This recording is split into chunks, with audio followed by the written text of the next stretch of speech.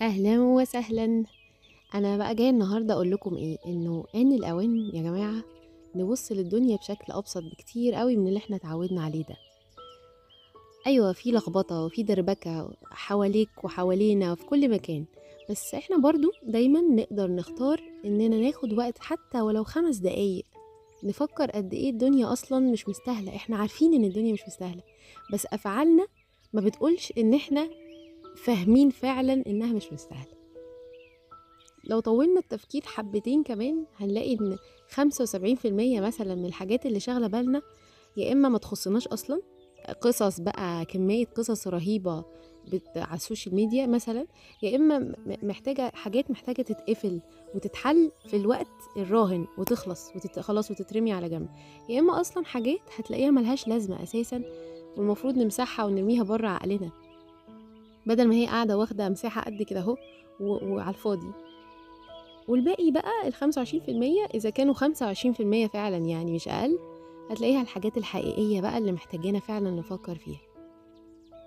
والله يا جماعة الدنيا أعبط بكتير قوي من كل اللي احنا عاملينه في نفسنا ده، يعني كلام كتير ومناقشات ومسابقات، مقارنات وفرق يمين وشمال، كمية مشتتات رهيبة. فأنا اقتراحي ليكم إننا نجرب مع بعض نشوف الحاجات اللي بتشغل بالنا الحقيقية، نتأكد إن هي حقيقية وتستاهل التفكير، ونبدأ بقى شوية بشوية نتدرب ونرمي ونحل الباقي ونخلص اللي ورانا بقى. فاكرين زمان قبل السوشيال ميديا كان في روقان أكتر بكتير قوي من دلوقتي؟